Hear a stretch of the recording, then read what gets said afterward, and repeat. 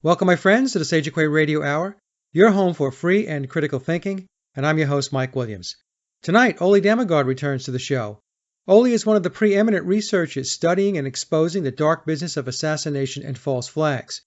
Ole's work is completely self-funded, so if you could take a moment after the show and visit his website, lightonconspiracies.com, and consider donating or sponsoring his work, Ole would be greatly appreciative. For tonight's discussion, Ole shares his insights into the Berlin and other recent false flags and how these events follow a predictable template.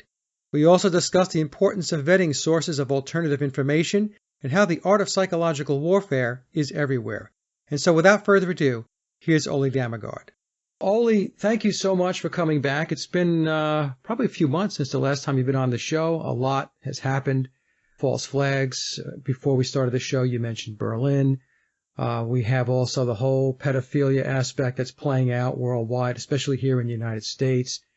Also, before we got started, you talked about air toxic syndrome on the airplane, and I guess you had just gotten back from a trip, and you had some side effects from this?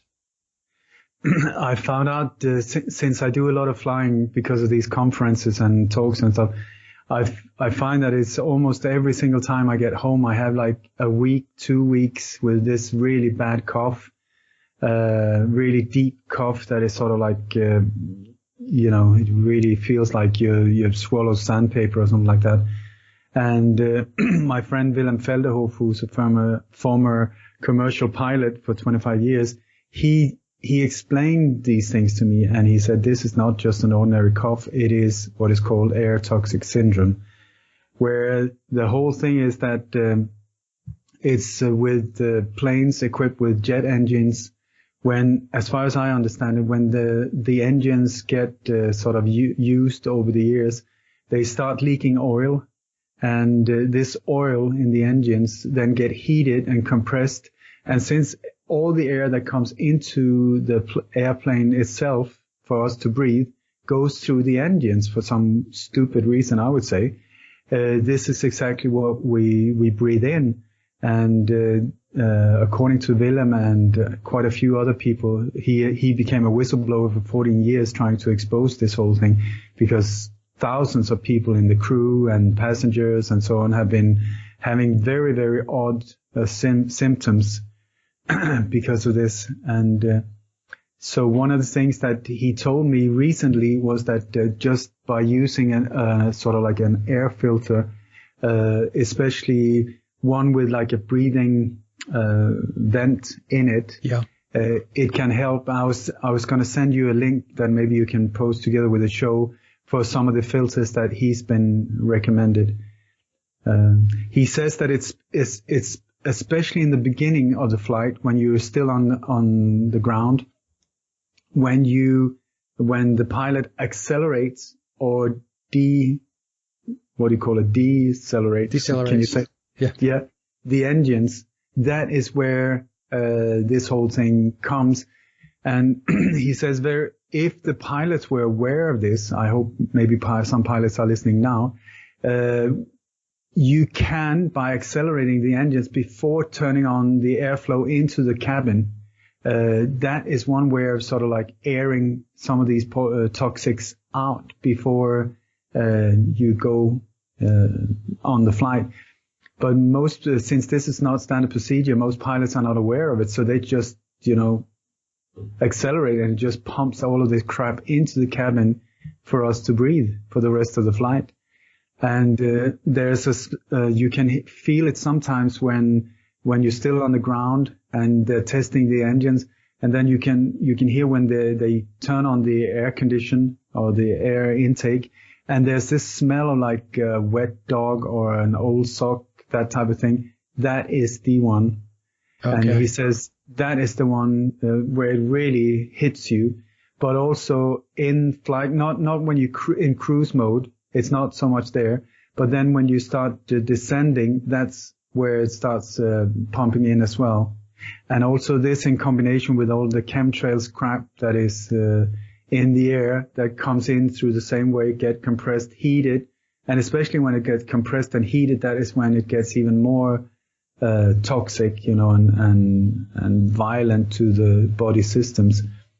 So I, for one, am going to use one of these air filters. I'm going to look like an absolute stupid fool, but I am so happy. And I'm going to paint like a smiley face on it or something like that to take away, or just, put it on and go to sleep. And so nobody else, well, they can wonder whatever they want. And I also want to point out that in the airports, please be aware of these body scanners. Yes, they say that they are not sending out any radiation. This is what the people that are using them, are working in these places, are being informed. So they believe that they're doing the right thing, as we all do, since all of these things are totally compartmentalized. So you are not aware of your part of the machine type of thing. But these machines that are built by the same people that are behind so much other mayhem in the world, can really damage your body, your DNA, alter your DNA, and really things that we have no idea about. So please be aware that there is this thing as opt-out. You can just say, thank you, but no thank you. I'm not going through that machine. Yep. And then they will say, yeah, but don't you know that it's totally harmless? There's no problem. That's their job to say that, and they believe it. So just give them a very nice smile and say, thank you, but no thank you, I'm not going. Then they will ask you, but why?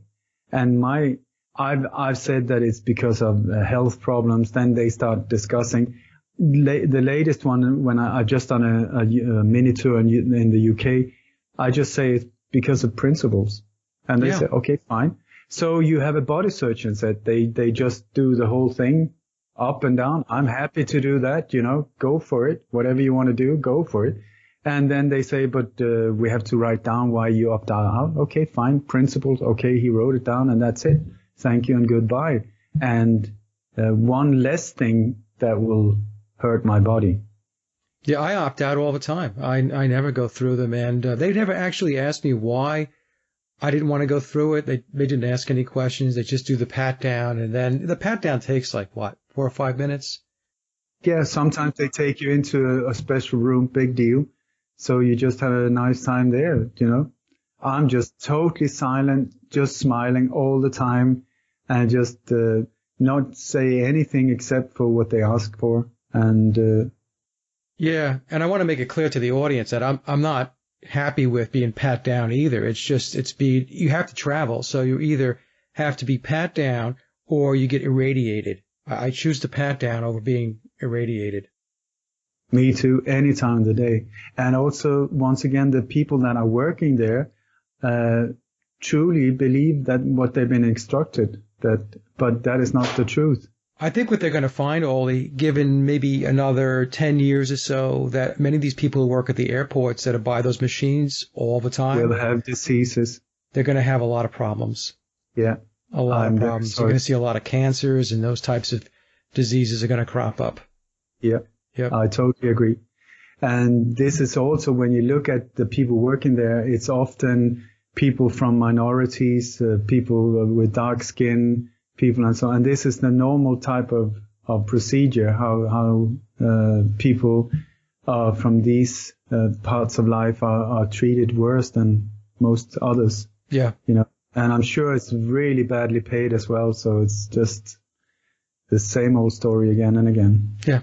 It's the same, page out of the same playbook, like you said, over and over. Now, Ole, there's been some false flags, and and you are our resident expert on false flags. So where did you want to start? I would like to say, if you hadn't noticed, there was a presidential election last year in the US.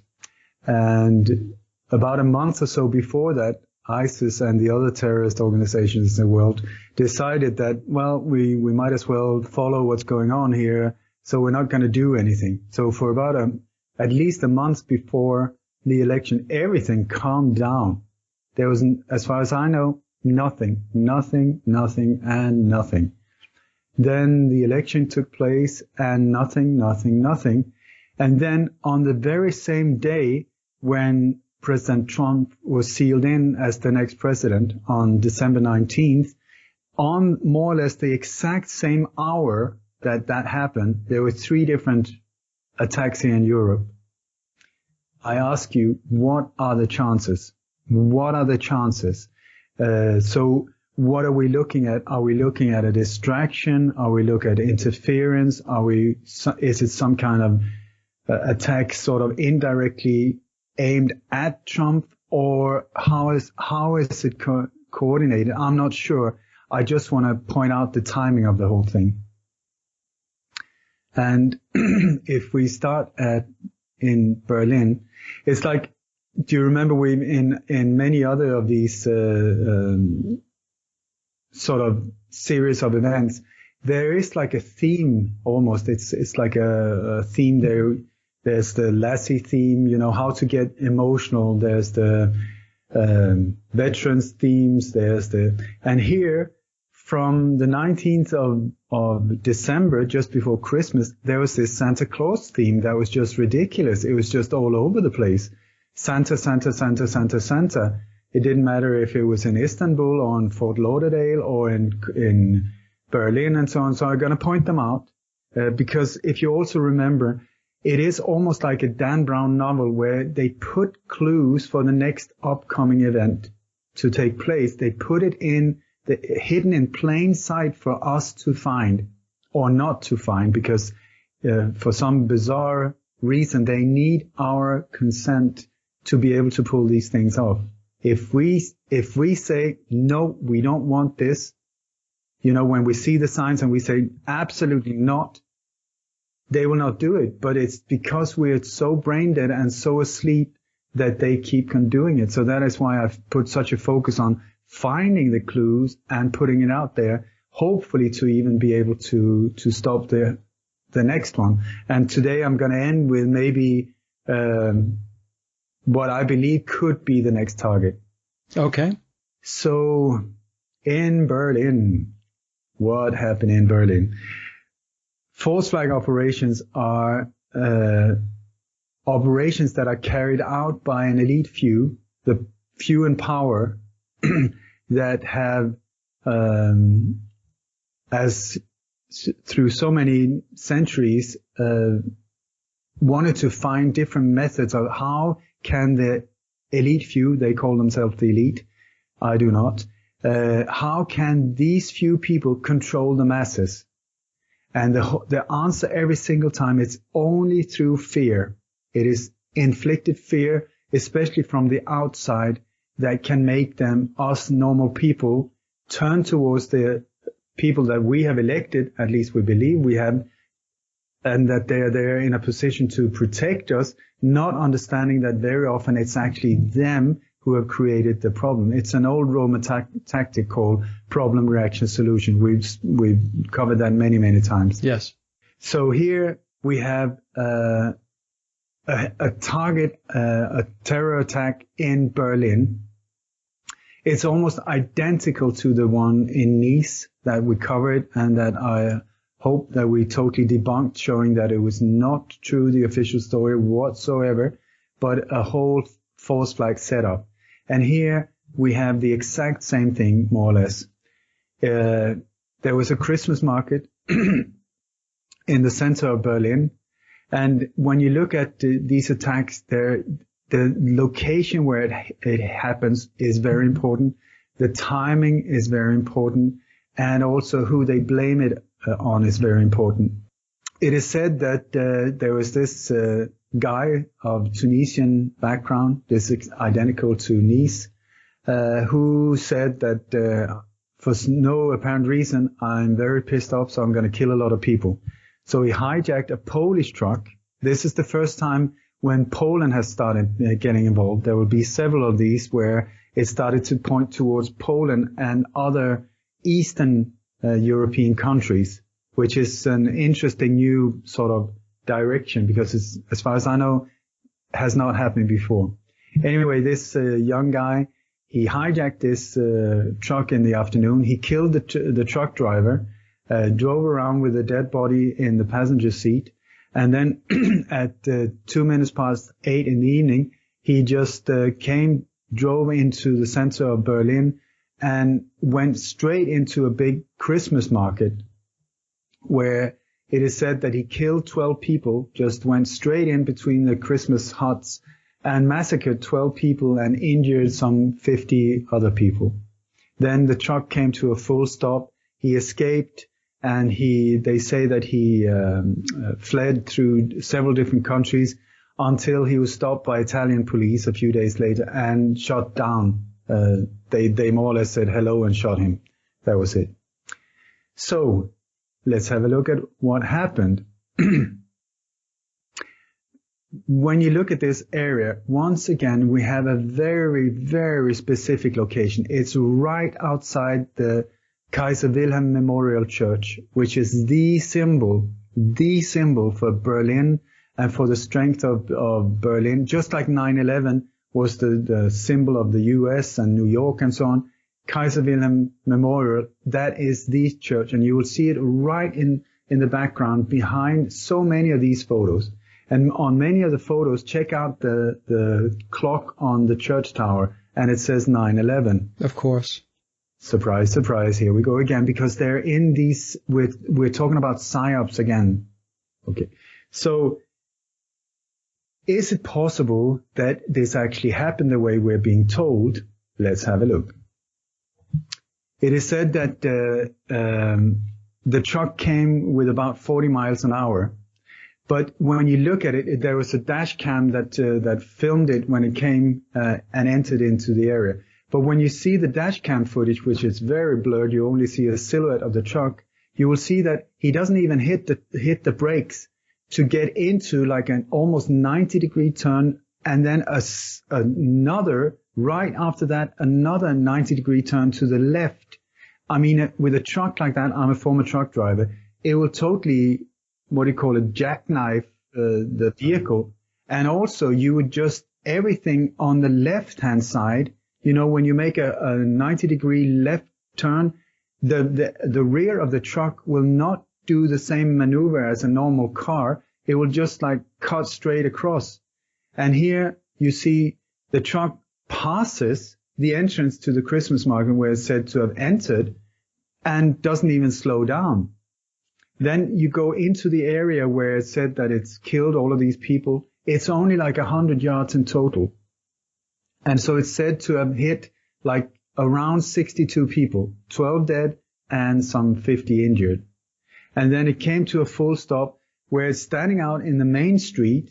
But when you look at it, there are like these metal boulders that are only like 5-6 feet apart, meaning that you cannot drive the truck in between them.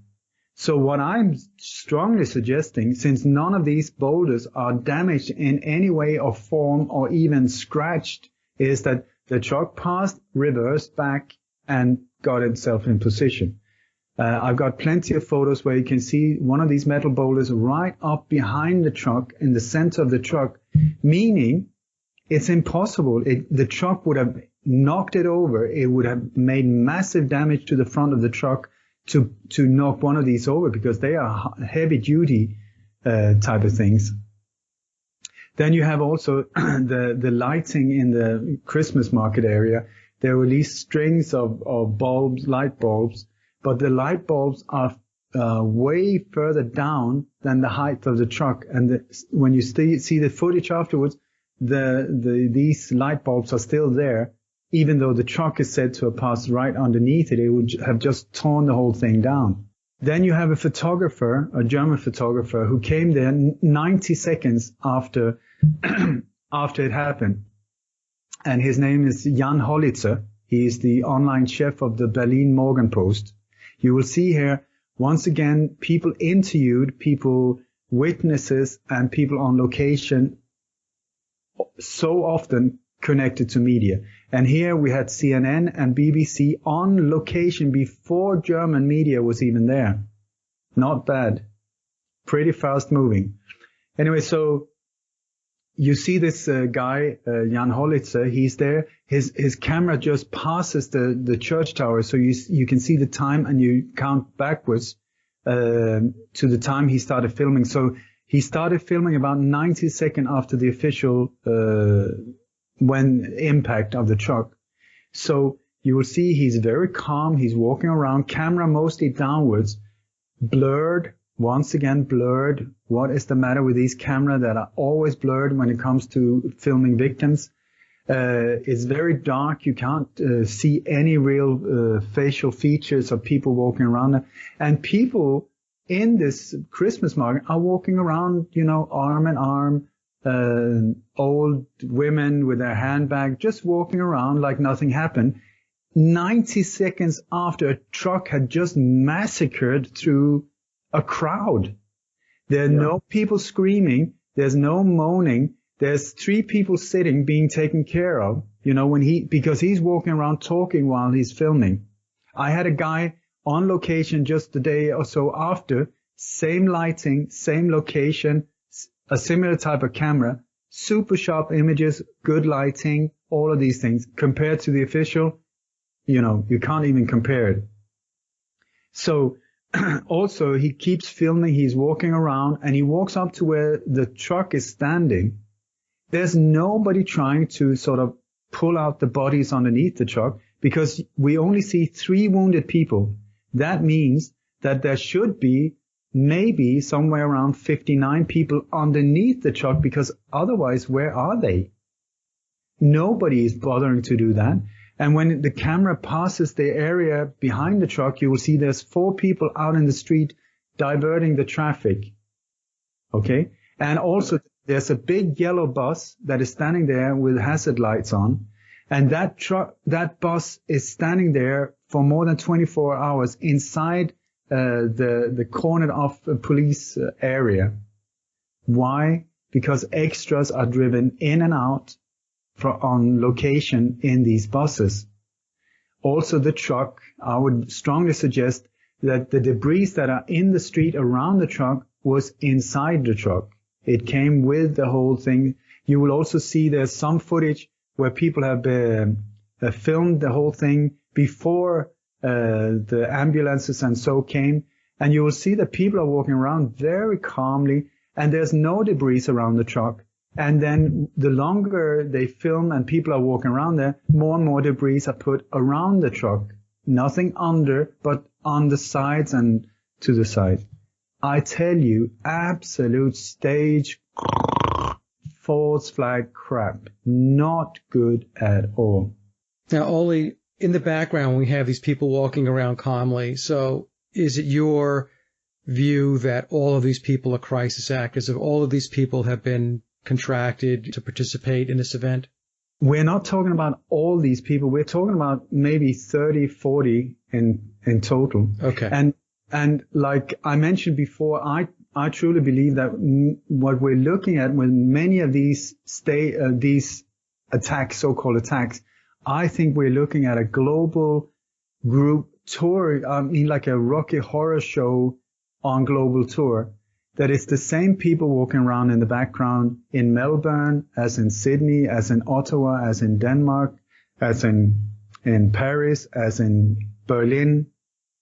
Just because they run around in German police uniforms does not mean that they're German police. Yeah. Just because they run around in German SWAT team uniforms does not prove that they're German SWAT teams. And why are they always having masks on? There's a reason for that. Oh, their security. No, they should be there for our security. And for us not to be even able to identify these elite soldiers that are there to protect us is totally turned upside down. I think you're right. There's like a troop of people that go around the world putting these false flags into play. I'm telling you, we're looking at a small little group. This massive terror problem is tiny, tiny, tiny. It's like Pink Floyd on global tour with the whole logistic thing almost identical. I mean, you need catering, you need makeup, you need smoke bombs, you need explosives, you need bodyguards, you need marketing agency. It's the same. It is the same.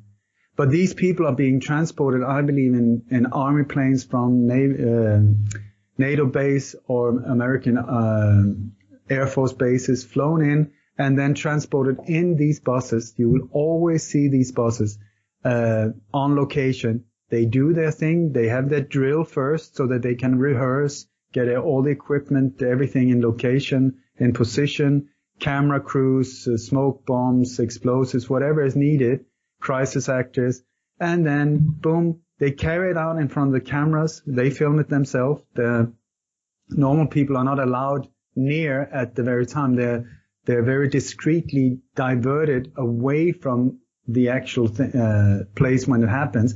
And because all of this terror is aimed at being pumped out through media, they don't care about this, whoever sees it in Berlin, in the center of Berlin. This is aimed for international impact, fear porn globally. Right.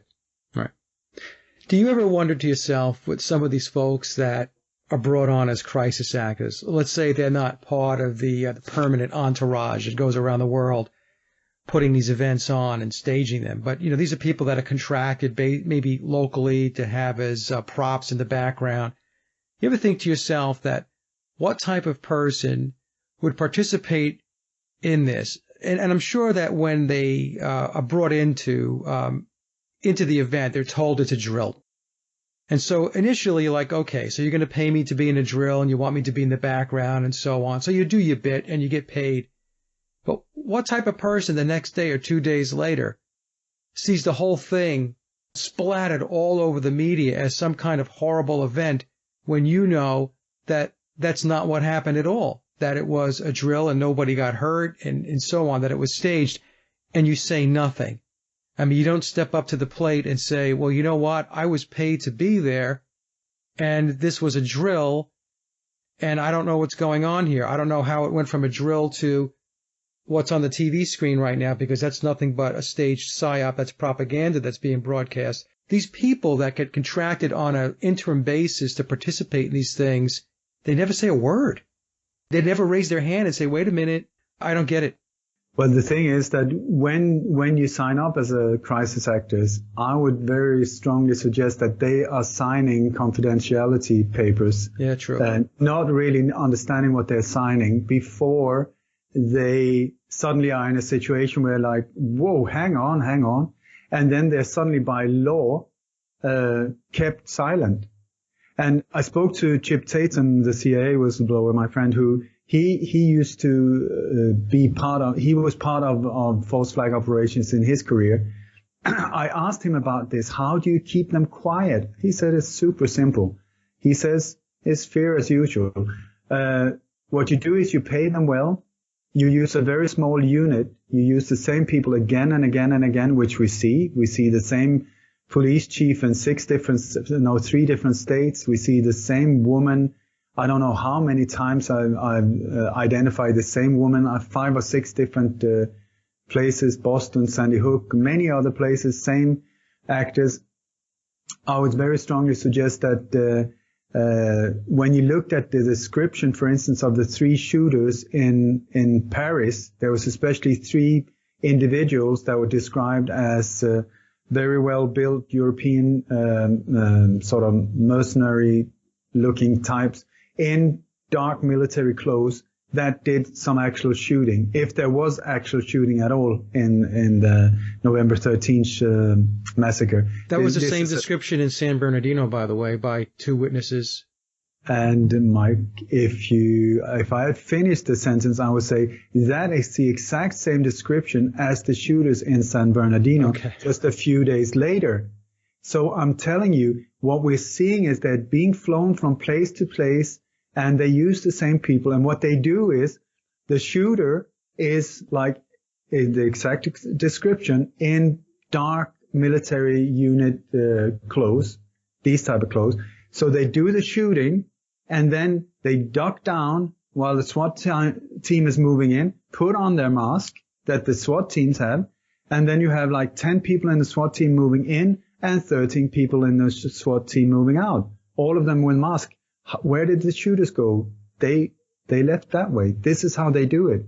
They use uniforms on a very regular basis as a diversion. You don't even notice them. You're looking for the bad guys. These people that were in Paris, San Bernardino, I swear, the exact same people. This is why it's so important for us not to see these as separate events. They are connected. And anyone who doubts me, please understand when NATO has an exercise, very often there are like up to 14, 15 different countries involved, including the US. And these are NATO terror exercises or operations. That's what we're talking about. That is what we're talking about. And this is also why it keeps repeating in the same countries, only NATO countries. In here we have Denmark. Sweden has started popping up more and more, even though Sweden has been neutral. They've been part of NATO since 1954, but not on the paper. You have Turkey, you have the UK, you have Belgium, Germany, France. These are the ones that it keeps. Maybe I forgot some, but these are where it keeps repeating again and again. And you got Canada and Australia, which is also connected by different so-called security agreements. So these are the countries where it's like a revolving show, like, okay, next time here, next time there, next time here, next time there. And you have to have a standard cast of characters, Ole. It only makes sense because otherwise what you'd have to do, first of all, it's easy, like you said, it's more easily contained when you have a group of people that this is what they do, this is what they're trained to do, and so on. If you start trying to expand that out and you try to get more people to participate, you really run the risk of exposing what's going on. So you do want to keep it contained, and plus it costs money to train, right? So you don't want to have turnover. You want to have a core group that this is what they do. And, so I agree with you 100% that this is all a package, if you will, and these people go about their business across the world trying to inflict fear and terror into people. I never got to what Chip said. He said that if somebody, first you pay them well, because money is not a problem at all. He said that most of the time when he was flying in these operations, he had between 25,000 and 250,000 in his pocket. That was standard to pay off people in the airport, to pay off, money, absolutely not an option. They even print it themselves. So that is not anything even to consider. So he says you pay them well. Many times these people are not super intelligent either. They're sort of like not good actors because all the good ones are already taken and would be recognized from films and so on. So you need to use unknown actors. This is also why you have this problem that they're really bad at it. And you have this problem with duping delight as well, where they're standing smiling while talking about how ISIS chopped the head of their dad or something like that. And then he says, if somebody should get like second thoughts, one of the things is you will always see these bouncers. They look in the outskirts of the area where these things happen. You will see these. They look like former military guys, but like not super well trained, because they would stick out and look like military. These are former military people, I would say. You often see them with military caps or military different symbols or things on their cap, but they're just like standing there smoking or fiddling around with a cell phone or whatever. But they're there to make sure that no normal people enter into this area, the target area, and none of the actors leave. This is also, you will often see them stand next to somebody who's been wounded and so on, officially wounded, but they don't even care. They don't really care. They're standing there looking concerned, but they're actually looking in all different directions, not at where this person is wounded or helping them in any way or form. So these people are also there to control and keep them, like these are mobsters more or less, to bodyguards, to keep them away, compartmentalized away. And then Chip said that should anyone get like second thoughts and start,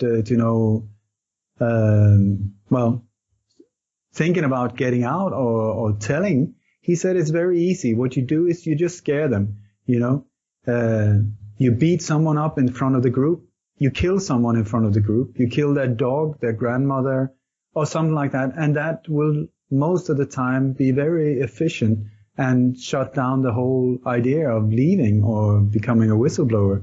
Yeah, that's very effective. It's fear again. It's fear again. Yeah. So this is why, how is it possible? How is it possible? Also, you got like different mind control methods as well. You got different drugs they can use, like scopolamine and stuff, where people have no idea for like 3-4 hours what they're doing. They will do everything they're ordered to, and afterward they will have no memory of what they did. The only thing is that they will have a dry taste in the mouth. Scopolamine is something really, it's called the voodoo drug, or it's the devil's drug. It's an awful thing made from a white trumpet flower from Chile, the mountains in Chile. But that's another one. And I with the CIA and Mossad and these other agencies, I'm sure they have very sophisticated type of drugs and cocktails to do this thing with people, where they can control them for a certain amount of time. Yeah. There's no question about it that they have technology, they have the means, they have the drugs. And I just chuckled a little bit before when you said they even print their own money. They do. It's it's just, people will sometimes say, well, where do they get all the money for all this stuff and so on? Well, it's pretty easy when you have a printing machine and you can print your own You print currency. it and normal people pay the debt. For every new bill they print, we have to pay the debt. Where does the debt come from? This national debt, where does it come from? How come it keeps growing? How come the U.S. have such a massive foreign debt when you are lending out money to other countries? Go figure, how does it work? It doesn't. It's a whole massive scam. So, Ole, what about, I don't want to switch gears on you, so if I'm getting ahead of you, just tell me and I'll pull back. But what about what's going on in Paris as an example, or even the riots recently in Sweden? Is this all tied in? I think it is big time. For the last 15 years or something like that, I and many other researchers have been very aware of that they're going to hit us with this mass invasion of refugees in Europe and so on, and in the US. But that is totally part of their design, how to divide and conquer. And what better way than divide by color, divide by religion, divide by social standards, different levels in society and so on. But I totally doubt everything at this point when it comes to media. I do not believe it at all. Because, for instance, like there was this so-called terror attack in Sweden. Sweden is a very, very soft version of terror when it comes to, if you compare it. And there was this schoolboy that he was dressed like Darth Vader, who came to school and stabbed 3 other people there and then got killed by the police. They say, I've been there, I could not even find his grave or anything like that.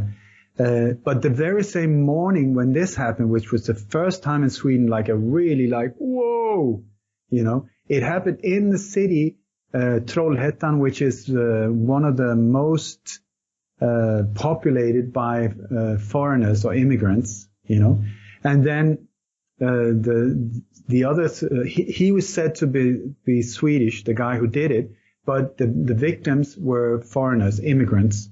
And so you have this whole mix in it, because your mind just goes immigrants and violence and terrorism and whoa. Like the very same morning before this happened, in the Swedish newspaper, it said now 194,000 new immigrants are in Sweden at have just crossed the borders. So I have been asking people in Sweden, have you seen them?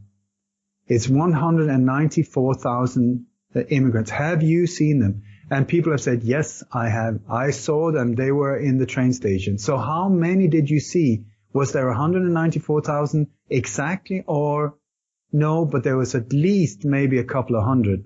Okay, that's 194,000 minus 200, 300 top, So let's be generous. 193,000 is then left. Where are they? Where did they go? Yeah, but there were some in Malmö as well, in the south of Sweden. Okay, so how many? We're talking in the hundreds. Were they the same as in the other train station? Do you see what I'm saying is you enter, they play our minds, in my opinion. It's like sometimes I saw, they had like, articles in newspapers saying every fourth woman in Sweden has now been raped. It's like you go to Sweden, it's totally peaceful. It's like, no, absolutely not. Yeah, but I read it in the newspaper. It does not mean a thing. And now the rate has gone up like, and they put like, so it looked like 4,000% the rape percentage had gone up. But when you looked at it, there was a small little zero in front of it and then a comma. So it was like 0 point and then 4%. So are you saying that these numbers are exaggerated as far as the immigrants coming in from the Middle East into these countries, and then also statistics and data with regard to rapes and those types of things are also being played up, that the situation is not anywhere near what they're reporting? Is that what you're saying? My theory, my experience, absolutely. It is nowhere near anything. But what do I know? I can't be everywhere and count people and see exactly what's going on. I have to trust information being sent to me or through media and stuff.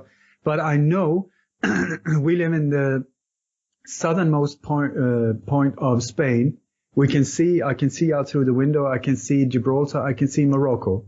Okay. According to media, people in Morocco are desperate to get here. They're sort of like jumping on trucks in Tangier. They're dying. They're grabbing boats coming illegally here. You know, people drowning. We have been here for 16 years. I have not seen one boat. I have not seen one refugee. I have not seen any drowned people coming up on the beaches. What is it? Do you know? But if you look in the media, it's like, oh my God, here they are again, and the what do you call the boat? The custom boats interjected, took over boats and hijacked them. We can see it. There's no boats. So what about a country like Germany, where it's in the news just about every day about, you know, what's going on in Germany? I mean, the news is broadcasting it as total chaos with these Middle Eastern refugees coming in. The German government under Merkel basically doing absolutely nothing about it. German women being molested, raped, and so on. So Can I just say, you said the key word. The government, Merkel, is doing nothing about it. Why are they not doing nothing? Because they want the chaos. This is the thing. They're part of creating it. That is also the thing with Sweden and other countries. They're totally opening the doors, and normal Swedish people are saying, oh my God, close it, what's going on? But they're not allowed to say anything because then you will be called a racist, you know? But I've asked in many interviews, you know, to people in Germany and so on, you please contact me, look out through the window. What are you seeing? Are you seeing people being raped in every street corner? Are there refugees everywhere? Are there violence? Are there riots? Nobody says anything. And if you look at the New World Order, if you look at the books written by people in the so-called elite, this has been on the agenda for a long time. This is how they do it. And if you don't want a lot of refugees coming to your country, stop bombing their countries. They will not leave their countries if you don't bomb them. So Merkel and NATO countries, other people like, if it's a problem, then stop dropping bombs on them. The way I was looking at it is that they want the refugees going into these European countries because what they want to do is they want to homogenize the culture. Yeah. And so I read an article, I guess only about 2 or 3 months ago. There was an analysis done that said that by the year 2030, I think it was, they said current rate and pace of what's going on, if these refugees are actually coming in the numbers that they're claiming, that Germans will be a minority in their own country by 2030. And this is what all the different countries are saying. That is exactly what I've read in Sweden. That is exactly what I've heard from people in England. It is fear-mongering, you know. And also what they want to destroy the national identity. They want to destroy the national cultures. They want to destroy all of these things. What is good is, what I love about this New World Order in one way is that they're doing a lot of good, but their intention is very dark. So if, like, for instance, here in Europe, there were borders everywhere and border controls everywhere in Europe before, and now they're not. We can travel freely, just like you in the States and so on, which is beautiful in one way. So it's just that they're doing a lot of things but their agenda and their intention is very evil and dark, I would say. But if we can transcend this whole thing, we will be helped from some of their efforts as well. It's just that part of this mass immigration problem is totally part of their agenda, with George Soros in the background, even handing out, small little books on how to behave like an immigrant, and they're paying them extra to do riots and paying them extra to. I've been to places where, these current riots in Sweden, where I spoke to some of the guys that were involved, and they said, well, we were paid by the local newspaper, not the local newspaper. It's it's a national newspaper, but sort of like the ones you buy in the Evening Post type of, not very high quality. There are two big ones in Sweden. They paid them to turn some cars on fire so that they could get some good footage. There were no riots at all. There were some burning cars, but then it was pumped out in the media. Oh my God, oh my God, oh my God. And this is, I would very much suggest, like, whenever these things, when you read about these things and so on, ask yourself, who benefits from me believing this? Who benefits from me becoming fearful? Because you will see between the lines, it's always a matter of something fearful, something that would scare you. I'm loving this conversation because it's going to be food for thought for a lot of folks that are even in the alternative media that have really jumped on board the whole refugee crisis issue. And I'm saying if, folks, if what Ole is saying is correct, that the numbers and the scenarios, the rioting and all that, if it's not at the level that's being broadcasted out to the public, or maybe not even happening at all, perhaps maybe some of this stuff or a lot of this stuff is a psyop, a false flag type of setup, then there's a lot of people in the alternative media and the truth movement that are being deceived also, because there's a lot of people who are believing these stories that are coming out about these refugees out in Europe. I mean, to a certain degree, I could say probably even myself that I know about these things, and I'll put some of these articles up on the blog. So I'm going to have to take a step back and pause and evaluate this stuff a little better. A real journalist goes on location and finds out what's going on. All the rest of us are guessing. This is why I always try, if possible, if I got the financial means, to go on location right when these operations are taking place and see what is going on, what actually happened and so on. Because otherwise we can just guess, and that is not, but real journalism is finding out the real truth, I would say. And here, when I think it's really a good point you made, that also maybe, you by spreading these articles, maybe you're playing their hand, and this is not something we want to do. I mean, I know you have a massive big heart. That's the last thing you want to do. Yeah, I haven't spent a lot of time on it as far as articles go. I mean, every once in a while I'll post something that's related to it. I haven't been, chasing it and tracking it, fervently. But my point being is that there are a lot of what I consider to be good people with good alternative media outlets that have been. And your point is right on the money, which is that maybe they're playing into their hands. They're playing their game. They're helping them to propagate this lie. Have you noticed, from time to time, the so-called alternative media, we who are so awake, and then everything, we're so liberal and so loving, and then something happens and boom, the door just slams, right in our face, where massive division inside the movement, and people are pointing fingers, or people are totally buying into the fear.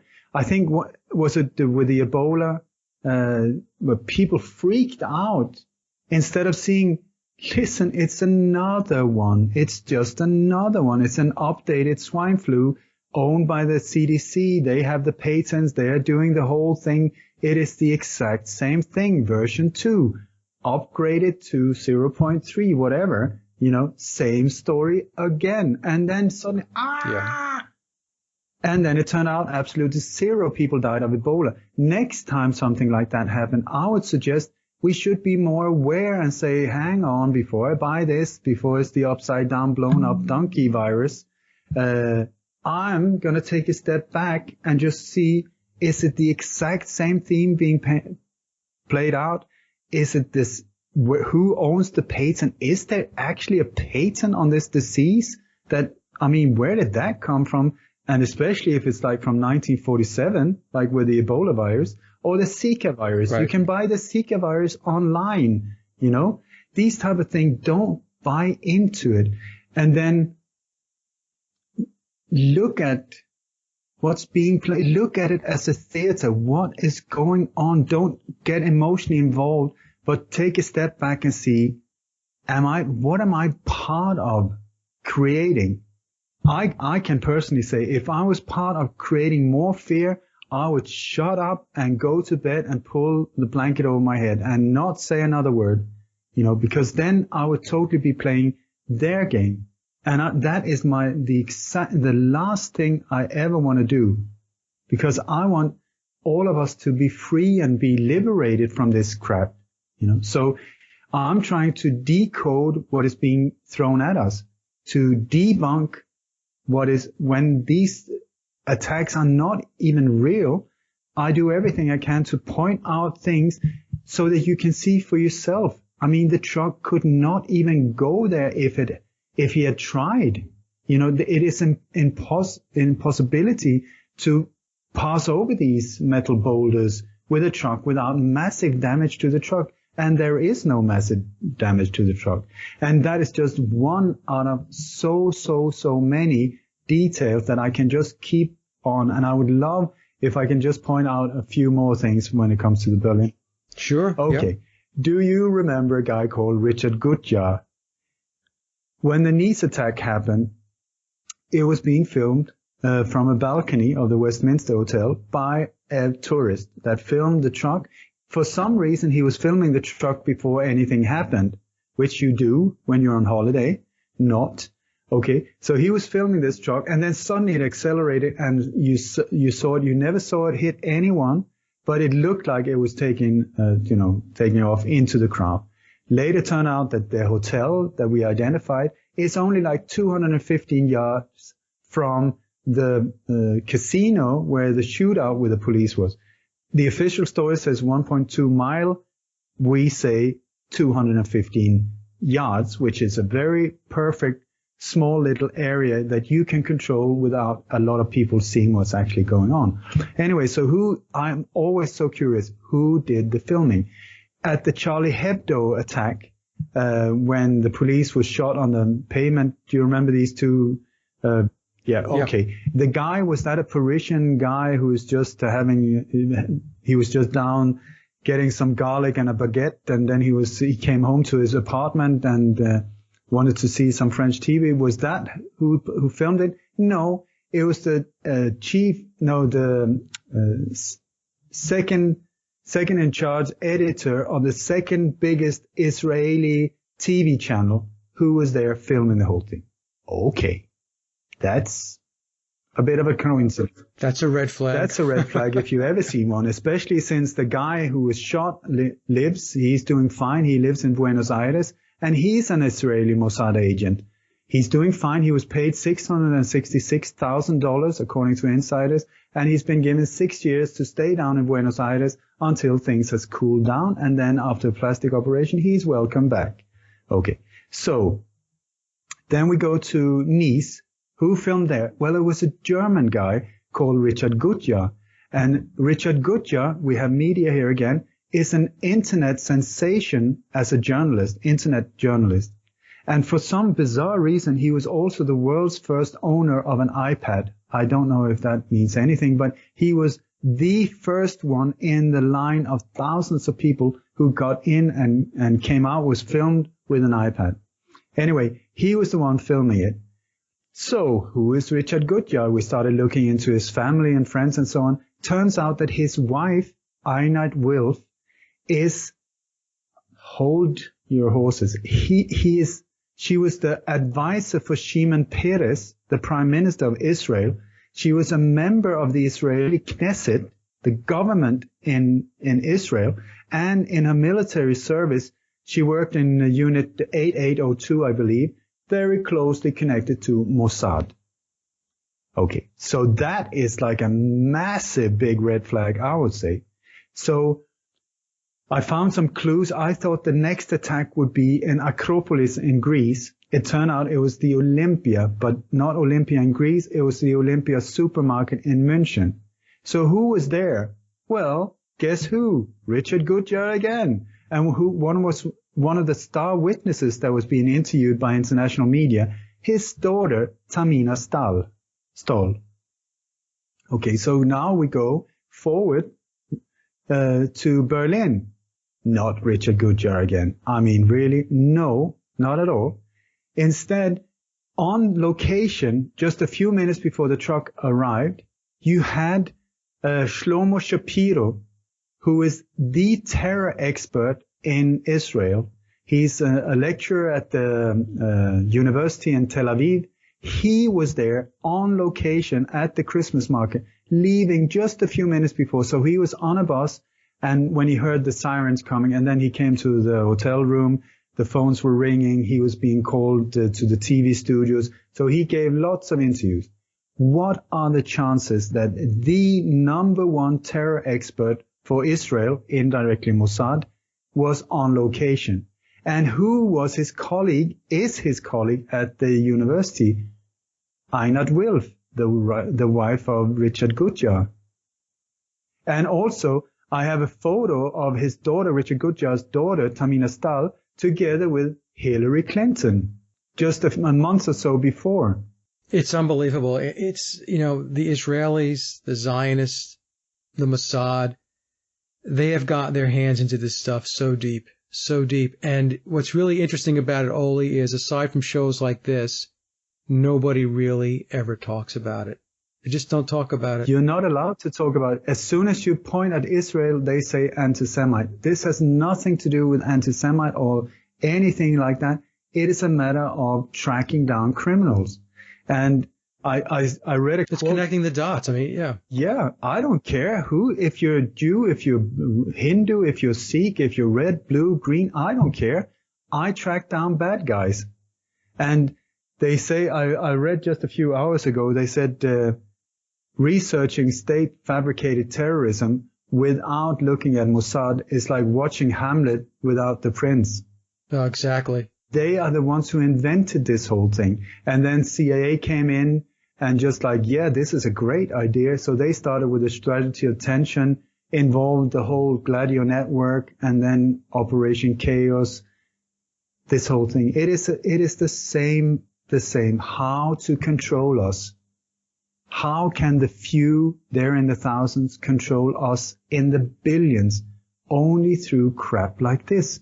So the only thing is for us to debunk it, saying, listen, nothing actually happened. There's no reason for you to be afraid. There's no reason for you to be afraid. And then take your power back and say, thank you, just like with the opt-in and opt-out with these body scanners, take the power back and say, thank you, it's very kind of you, but no thank you. I will step aside and walk my own way. Stop watching their media, because their media is the way that this small minority becomes larger than life, because they project all this stuff into your living room and then into your minds. So people really have to shut it down.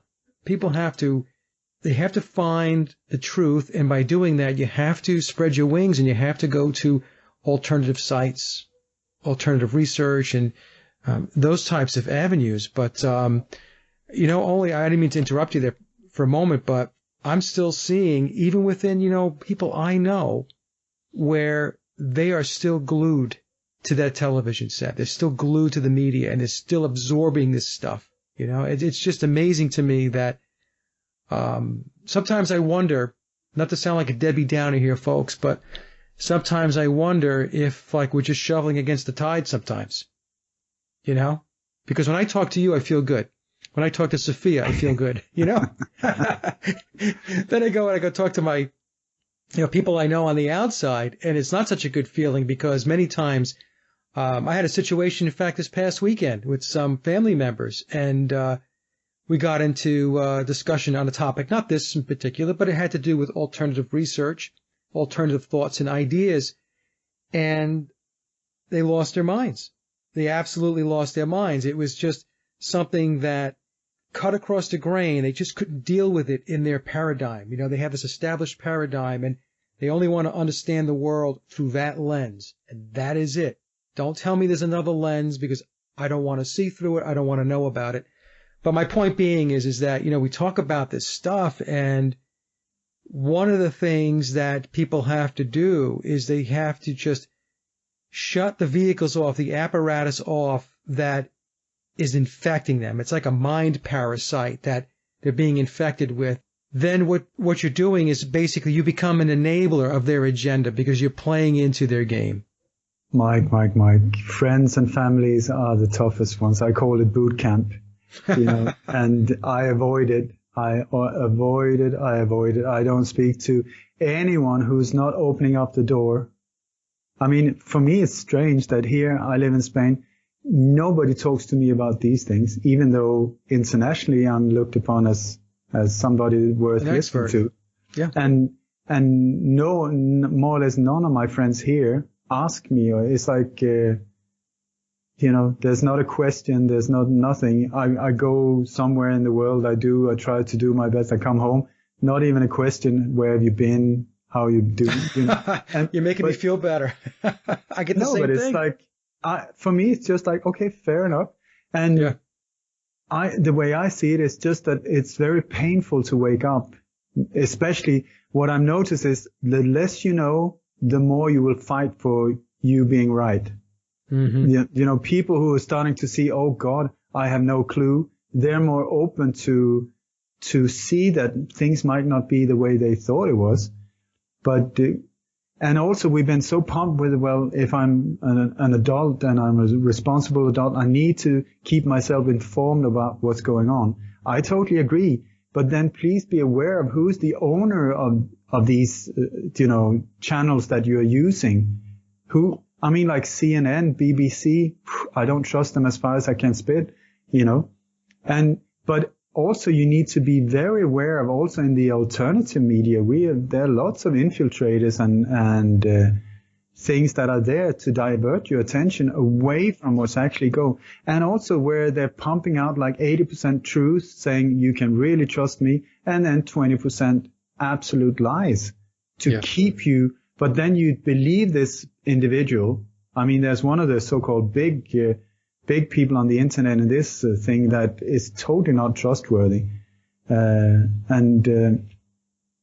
it shows itself over time.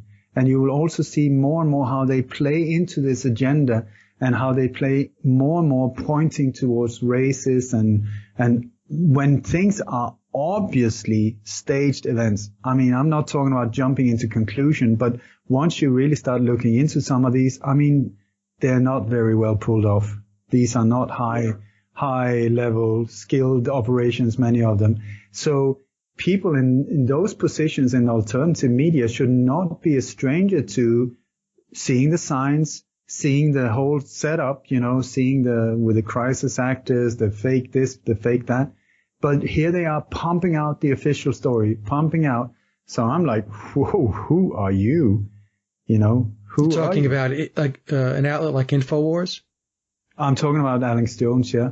I'm talking about Noam Chomsky, and so on, where people, it's just mind blowing. Like Noam Chomsky, who's been pumping out so much incredible information from so many years. Then we come to 9/11, boom, door closed. Right. It's the official story.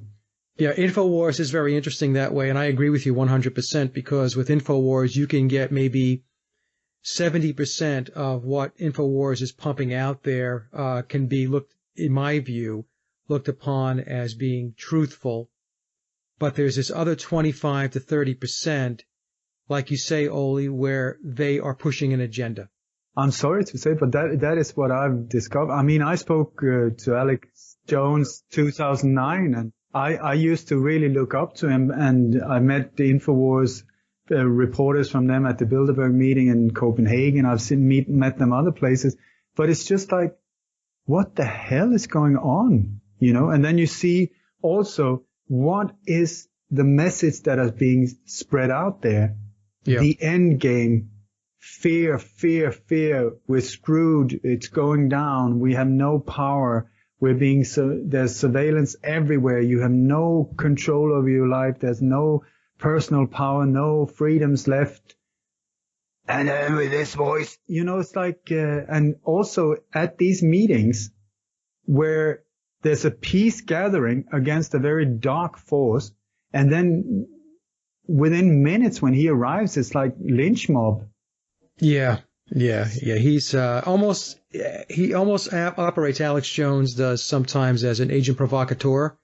Yeah, I totally agree. When these events take place. So it's interesting. I basically, when I first started getting into the research, I used to watch and read a lot of what was going on in the alternative world by going to InfoWars. And I found that I outgrew it a long time ago. Like I said, every once in a while with the blog, I will scour articles, and if I find something that's interesting and I deem that the article is worthy or trustworthy enough to put up on my own blog, I'll do that. But I find myself having pulled away from them in a big way. And not just them. I'm talking about other alternative research and truth types of channels on YouTube, as an example, or blogs, where in the beginning I found the information interesting. It pulled me in to do my own research. But after I did more and more of my own research and I connected into better resources, better information, I find myself not really going there anymore. So I hate to dump on InfoWars, but I'm just letting folks know, where I landed with it, where I'm at with it today. It's basically, in my view, it's a crapshoot these days. It's just like you say, I'm not here to criticize anyone. I'm just observing, and it's a very sad picture that appears after a while. But this is also when you see, how do you hijack populations? How do you hijack opinions? And this is by, you enter in like a hero on stage. It's a one-man single, like standing up against the dark forces. And then you deliver a lot of incredible information. And then over time, when you start getting a lot of followers, that is when you start diverting into the real agenda. Because then you got the followers, and then people follow, no disrespect, but more like sheeps, not really understanding that they're being led in a different direction. Yeah. Which I find, this is where you have to be very, very aware. And I'm being warned about everyone. I haven't been warned about you, but you're more or less the only one. But everything else, and I'm I'm surrounded by former CIA, Pentagon. I met spies, I met military intelligence, fake journalists, real journalists. I have no idea.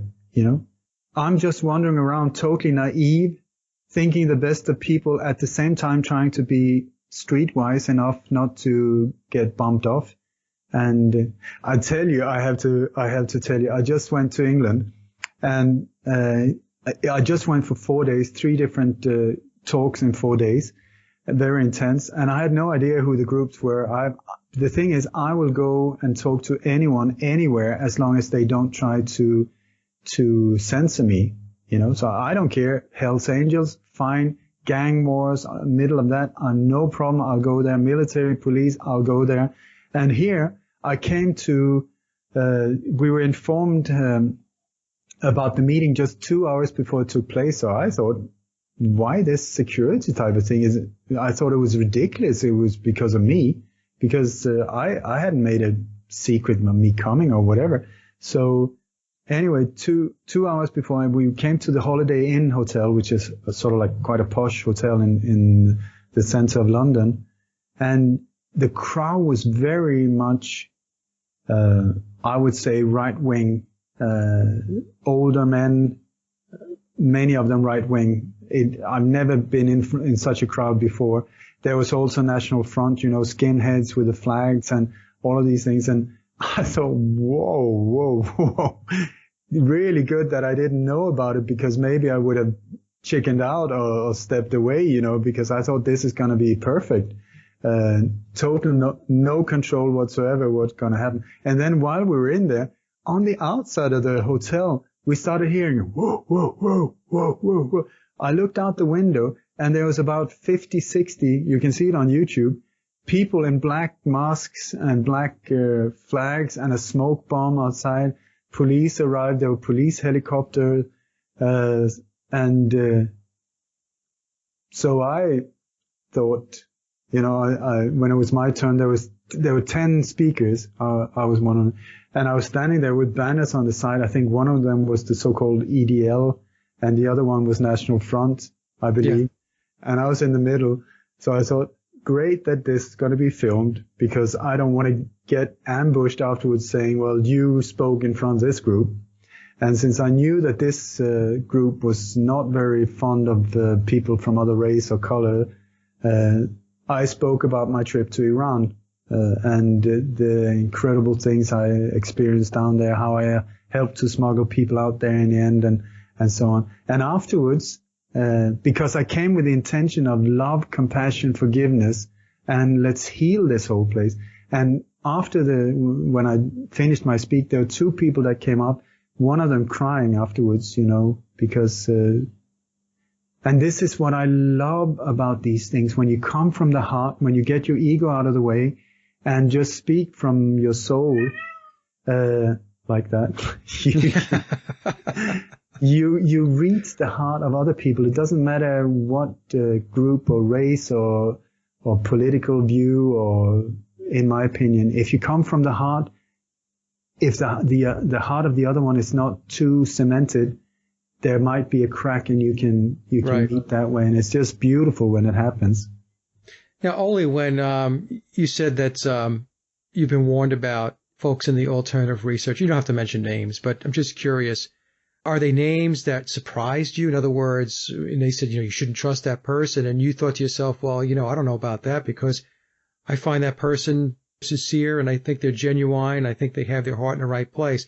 Has anything surprised you as far as being warned about people that you trusted? Yeah, I still trust them. I've been warned, I don't know how many times, about Jim Fetzer.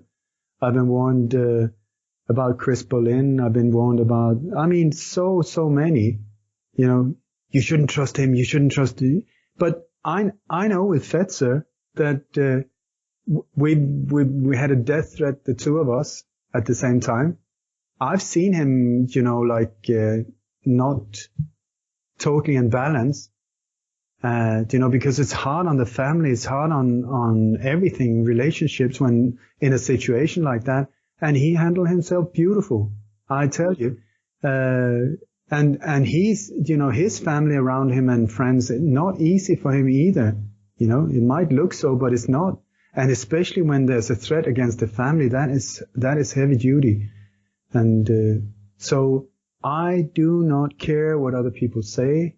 I listen, and I totally do not listen. Yeah, because I hear that stuff too. I hear people tell me, you shouldn't trust that person, don't trust that guy over there, that gal over here, and I'm thinking, first of all, what I do is I have to go with my own intuition, right? And if I have a connection with somebody and I feel like that person is, I have a sense that they're genuine and they're real, then, we're going to have a very good conversation, a good friendship, whatever. I think that there are people out there that are spreading those types of things. Not to say that there aren't people out there who aren't operatives in the alternative research. There definitely are. But there are also a lot of really good people. And I think there's other people who are operatives who are trying to really stir the pot to create a total environment or atmosphere of distrust all over. It's like if I'm talking to Ole, it's like they want to put in Mike's mind, is is Ole real, or is Ole, or if you're talking to me, it's like, is Mike real, or is Mike, some kind of psyop? It's really strange the way the whole thing works. Just real quick, I don't mean to take up much of your time here, but I had somebody tell me, a person I had on the show was told by somebody that I was taking money. So, and I know this person really well. So he called me and he spoke to me about it. And I said, well, look, you go back to that person and ask them where they mailed the check to, because I didn't get it. Okay. They put the wrong address on the envelope. But it's those types of things that go out there. It's blatantly false. It's a blatant lie. And and not only you and I have talked about this before on other shows, I don't get paid to do any of this stuff. My YouTube channel is not monetized. Everything that I do here when I talk to my guests is all on my nickel. And this is not a rewarding type of activity or, type of job, if you will, because there's no money in it. There's no money in it. For those people that are really in it for the right reasons, it's zero. It's zero. So anyway, I just wanted to get that out there because it goes along with what you were saying before about trusting, not trusting, who's genuine, who's not genuine, and it gets very convoluted. I just know that there's one person I can trust, hopefully, myself, and that's it. Mm-hmm. And then I trust myself, my gut feeling, because also it is a minefield, because I know that sometimes I'm treading in areas where it's not very popular. And people have a tendency to die quite young if you don't move forward with precaution, So it's so I just try to keep my naivety, because I want to trust people. I want to see the good in people. At the same time, not be stupid, and I hope I'm street smart enough to see the signs. I know that I've been betrayed a few times.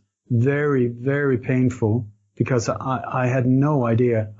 But afterwards, once I started seeing, understanding that had actually happened, I noticed that there were signs that I neglected, that I saw them, but I didn't really pay attention. I just, no, I shouldn't think. But the signs were there, at least with one of them. So I try to move forward with that.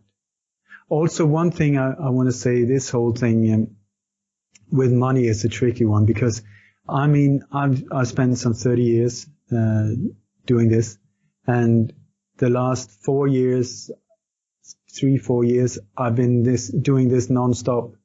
And the thing, I've got a family to feed, so no money. How are you supposed to do that? Right. And what I meant, Ole, was that I didn't mean to say that we shouldn't make money at this. What I'm saying is this is not a lucrative endeavor. It is not. That's my point. Now, many times I have thought about, should I, as an example, monetize my YouTube channel? Because you're doing all this work. You're doing the interviews, you're setting them up, you're doing all the editing, you're doing all the graphics, you're putting all that stuff together. And there's a mindset out there that says, well, if you consider being compensated for that in any way, you're a sellout. I know. How am I a sellout? I mean, I'm doing all this work to get the word out. And like in your case, you have a family, you got to put food on the table, you've got to make ends meet. So, my point being is that we're not getting rich at this, is what I'm saying. That was my point. Not that we shouldn't make money at it. I think if you can make money at it, you make a couple of bucks, you can support your family doing this, and you're getting the truth out there, then God bless you. Godspeed. Do it. But it's not a get-rich scheme. It's not something you're going to be, just rolling around in money. That's just not how it works. I haven't found the magic way yet, though. That is for sure. That is also, people say, well, he's only doing it to sell books. But I mean, how many books? It's like a handful here and there. And I mean, I don't know. I think I've done, 500, 1,000 interviews, something like that. I have not been paid once. I go to conferences. Yeah. They pay the flight, the accommodation, and the food. That's it. So I often have like a, what do you call it? A piggy bank? a piggy bank, where people can put donation in so that I have something to bring home, because I feel very bad coming home if I cannot bring something home to my family. That's my concern, and also I think it's ridiculous, like if you look at somebody like David Icke, I believe that this is a person who has done more good for humanity than, well, very few other people. Reptilians and so aside, that is one thing, but my God, has he shown us a lot of the truth about what's going on. And he's right about pedophilia. Yeah, he's right about so many things. Yep. And if he can do a world tour, if he can fill Wembley Stadium or whatever it is, my God bless him and let him have some benefits in life as well. Instead of he's earning money and then that should be held against him. They don't hold it against Hillary Clinton or Bill Gates or anybody who goes and does an event or does a speech and gets paid tens to hundreds of thousands of dollars. That's not an issue. But if David Icke puts on an event and he sells tickets and gets paid, that's a big problem. I don't get it. I don't get it either. I don't get it. And I think, my God, he, if anyone, should be rewarded. He should not. The way I see it, he should not have to worry about money at all. Let him do his thing. I feel the same way as well. I feel I shouldn't have to worry about money as well. Let me focus on my part. For some strange reason, I am in this situation now where this body setup that I am walking around in is super good at finding out and spotting these things and stopping them. You put me in the kitchen, I'm a total disaster. You put me in front of whatever, I'm worthless. Here, I am the thing. For some reason, my brain is good at this.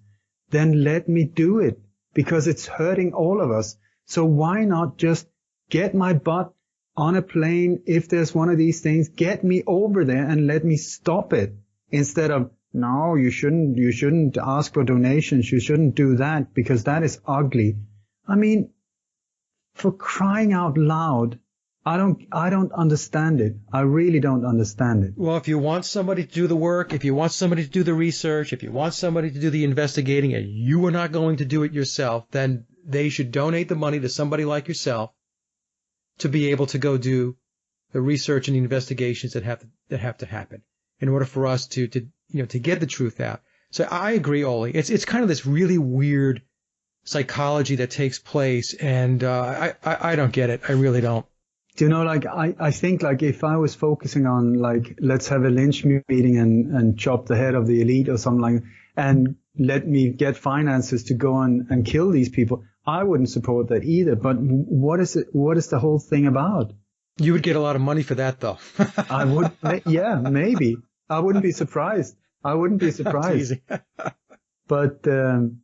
anyway, I derailed you there. So we were talking about the false flags, and then before we got started with the show, you had mentioned to me, said Mike, that there was some kind of clue as to maybe perhaps the next one. Is that what you were alluding to? Yeah, I can say like this. I said please keep aware these NATO countries. So just because it's different countries does not mean that they're not connected. I would strongly suggest they are, just like a global tour, like a rock group on a global tour. So there was a police shooting in mid-December in Denmark of a police officer. This is very, very unusual in Denmark, or has been up until recent years, where they said that this police officer, somebody just walked up and shot him in the street. Okay, his last name was Jul, which means Christmas. Then I think even his first name was Christian Jul, which means Christian Christmas. Okay, maybe a coincidence, but please hear me out, because I would say that we're looking upon a psyop here as well in the background. Okay, then you have the first images of this whole thing coming out from Berlin, where the truck was dark blue or black, and the trailer behind it was silver colored. But the images that was being pumped out, this whole thing was golden. Gold is also one of these colors that keeps repeating with all the victims with these golden blankets, gold blankets, heating blankets. The gold color keeps also dead bodies are being covered with these gold blankets. Gold is something that keeps repeating for some reason I'm not totally sure about. And anyway, there's this guy that looks like he's from the forensic team that looks like Santa Claus. He's walking straight across. And also it looks like a ribbon almost around this truck. The whole setup is Christmas. There's a Christmas tree. There's stars in the background. There's stars on the street. All of it like terror for Christmas, and Rudolph with the red nose, these type of things. So that happened. Then straight after that, we had a nightclub shooting in Istanbul. And in Istanbul, it was said that the guy who did the shooting was dressed in a Christmas Santa Claus outfit. When you look at the footage, he was absolutely not dressed like that, but that was being pumped out. And even the prime minister went out afterwards and denied it, saying he was not dressed in a Santa Claus outfit. But once again, with a psyop, it doesn't matter if you say he was or he wasn't. In your head, you hear it. You know? Don't drink Coca-Cola, you hear Coca-Cola. Right. Yeah. Then it turns out that the the Turkish police actually had an undercover operation going on with their police units in Santa Claus outfits. Okay. Also, you will see that outside the club where this shooting took place, there was a big banner where there's a guy in a big beard, I don't know who it is just punching Santa right in the face. Okay. Then you had the Fort Lauderdale shooting, absolute hoax once again. You look into the details. It's not that was a hoax. Good. Yep. Not good, folks. Not good. And then in the background or on several different locations, there's this bizarre figure called Santa Paul, who's dressed in a neon green t-shirt and bright red trousers. These type of I don't know what you call them. Suspenders, yeah. Yeah, overalls. Suspenders.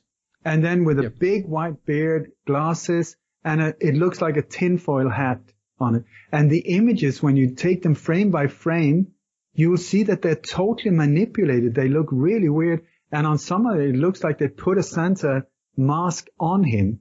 He's also being interviewed, and he's in different locations, both the arrival and departure. And he's there really late at night with a massive big dog, and so on. So, when you look at these clues about the next upcoming, when this guy appeared like Santa Paul, I thought, is it St. Paul? You got St. Paul in Mississippi, haven't you? Or is it? Yeah. So I thought St. Paul, Minneapolis.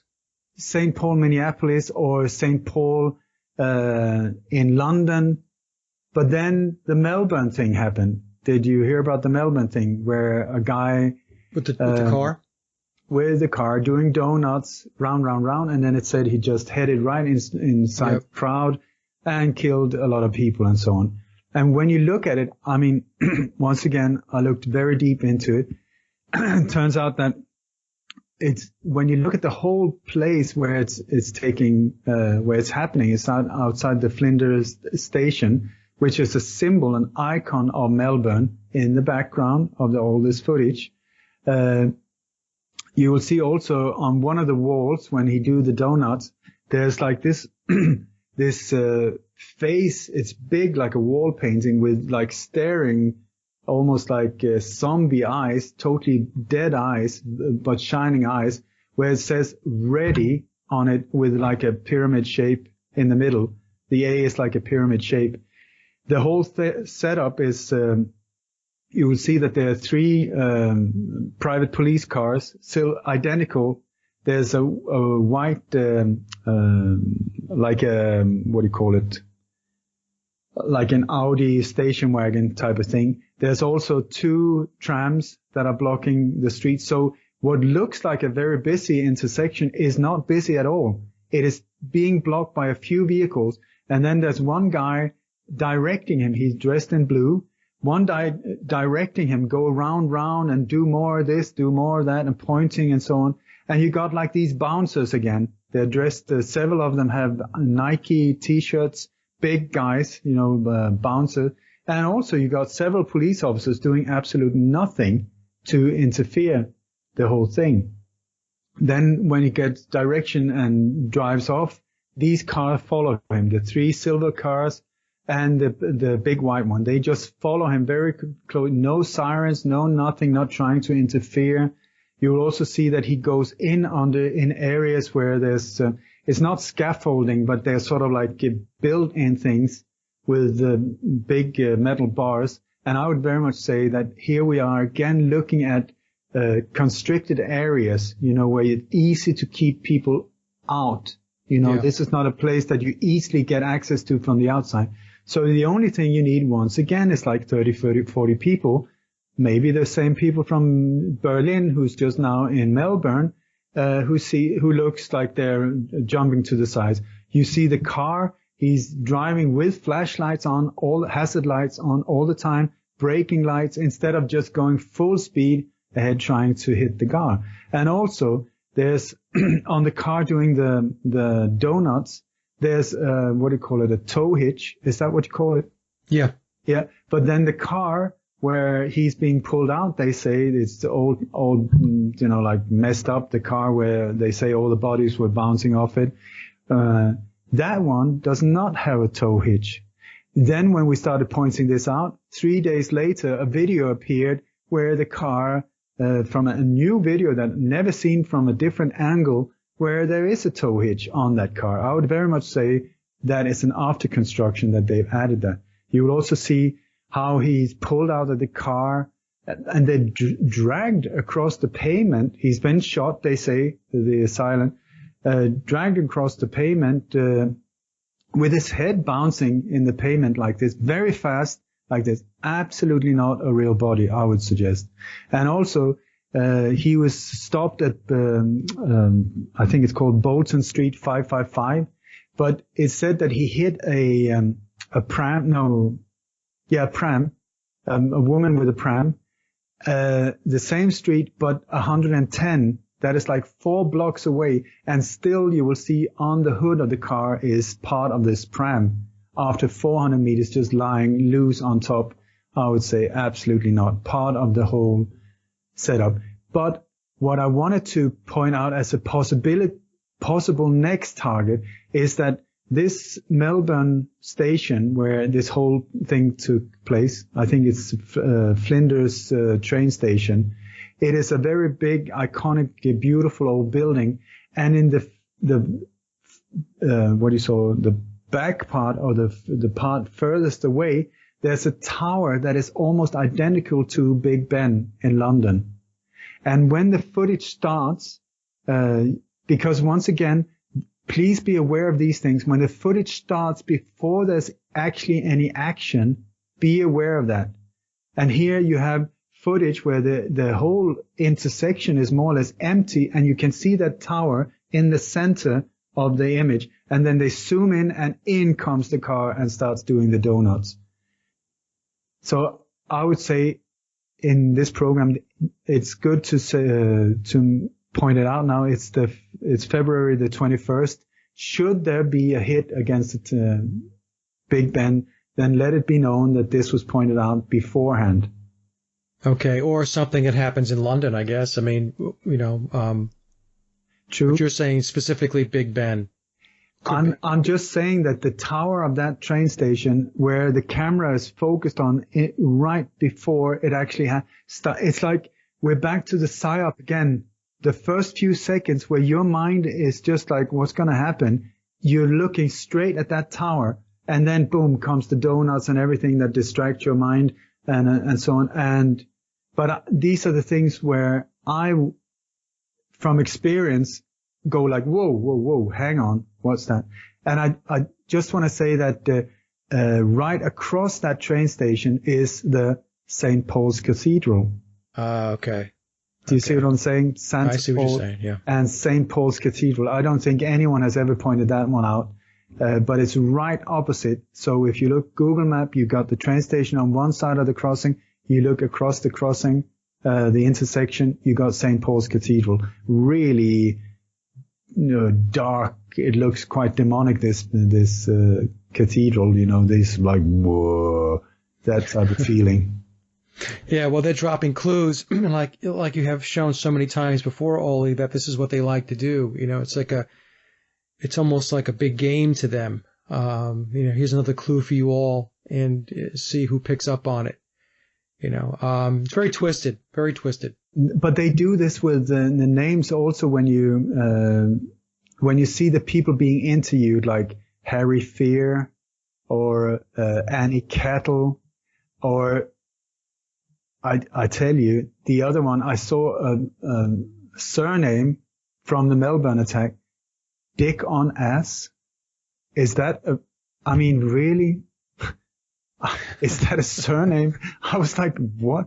And then the guy that they blamed the whole thing, I think his name is Dimitris, and then almost Gorgonzolas, so that you will remember his name. They say he was a Greek immigrant type, but Gargan, it's Gargan soulless. Soulless, Soulless, okay. Yes, soulless. But so that you Gorgonzola, so you remember it. Do you know, at the Copenhagen shooting, there was a Jewish guy, they said was shot dead. He was like 34 or 37 years old, unmarried, no job. He was a basketball player, That is normally called a loser, I would say, yeah. And he was named right away Man of the Year. Man of the Year. Okay, how? And it wasn't that he did some heroic thing.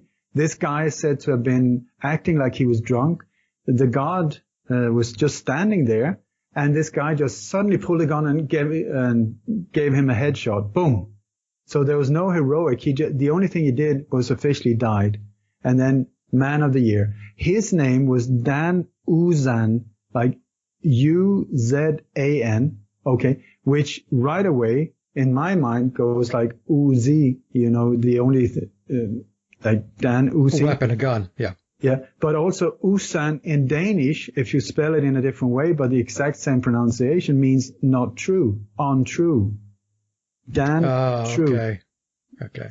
So, I even, I question many of these identities because they're just phantom identities.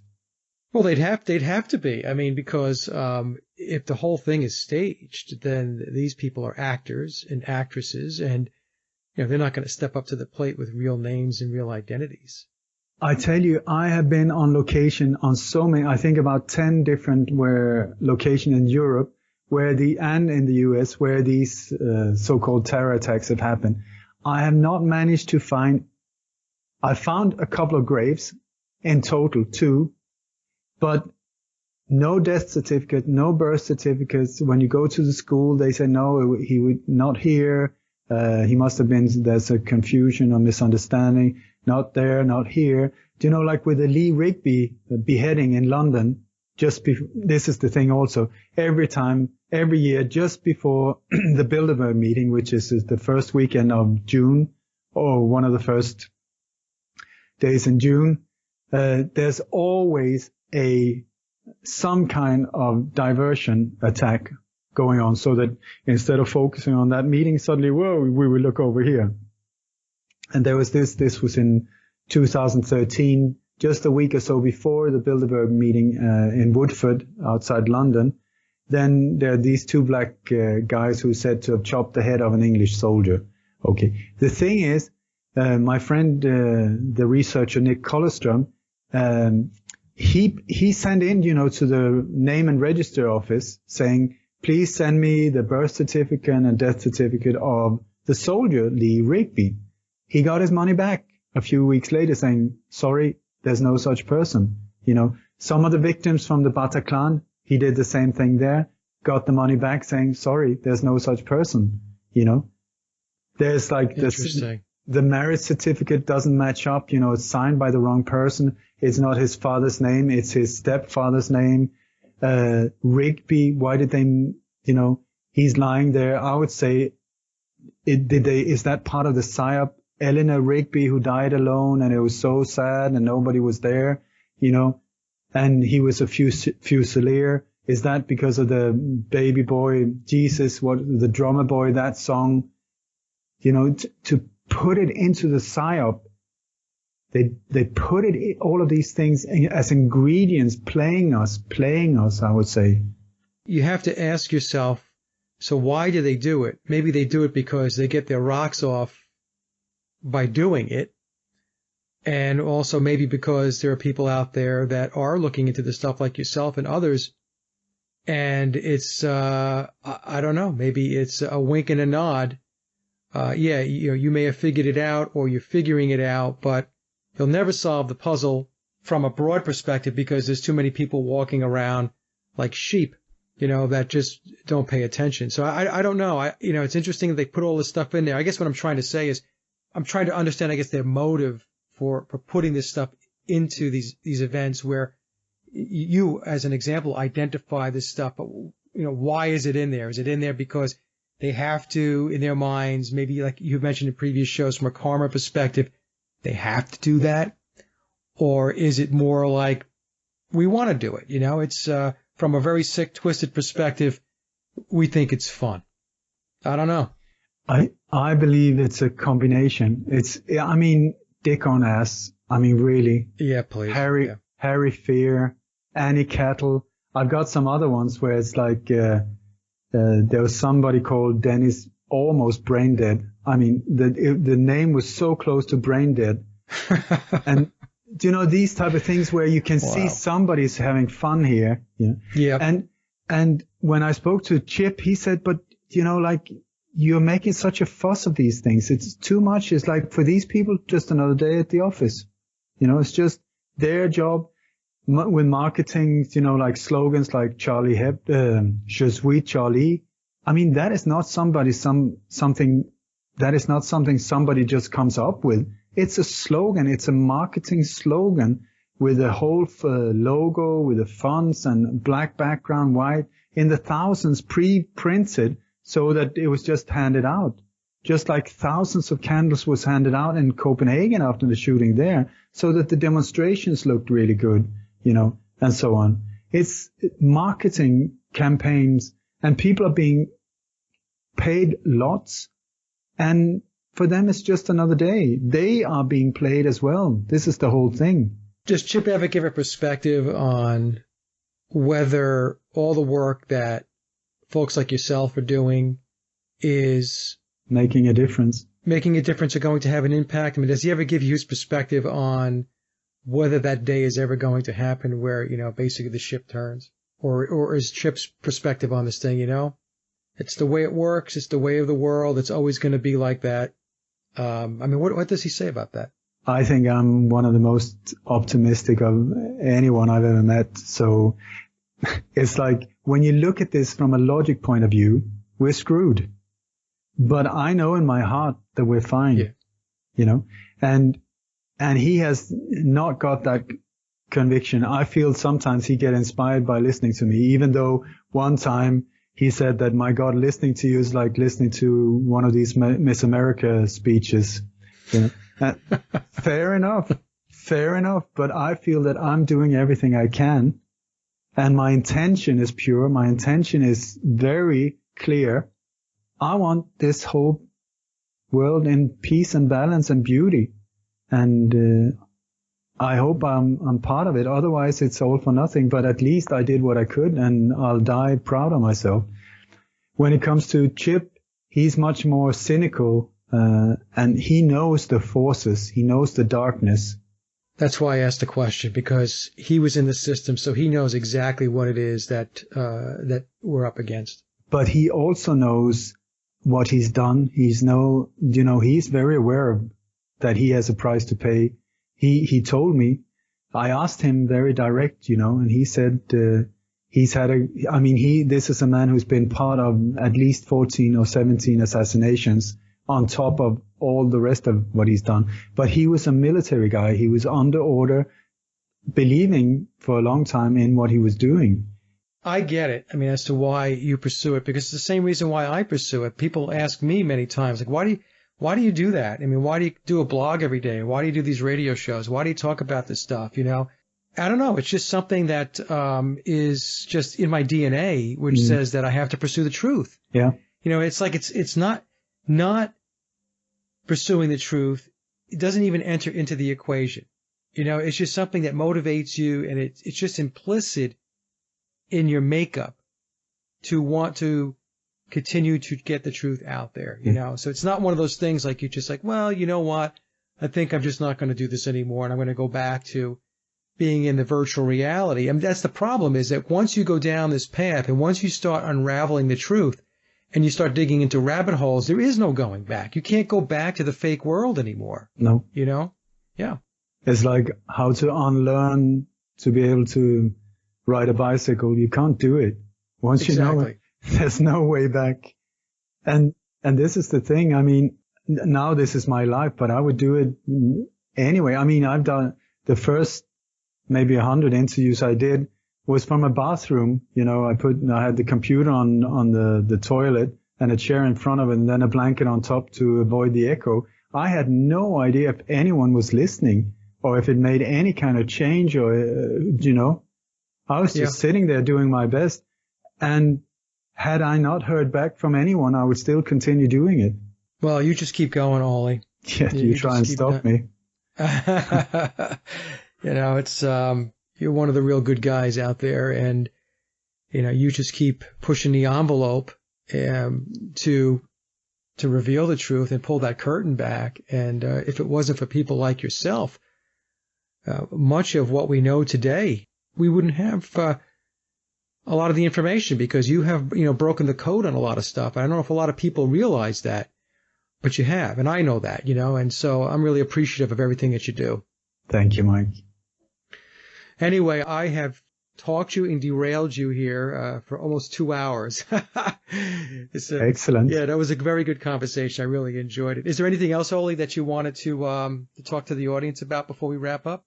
I would like to say, if anyone would like to support or have an exchange of energy, because this is, I need to tell you a story.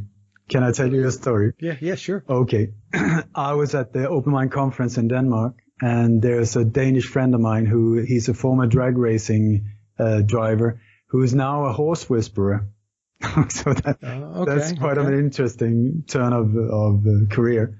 Anyway, so I was staying with them, and when we got dinner, there were wine glasses, and on my wine glass it said Apache, and I've always been really I've had a strong connection with the Apache tribe and the Sioux tribe. These two tribes I've felt in my heart many times, you know.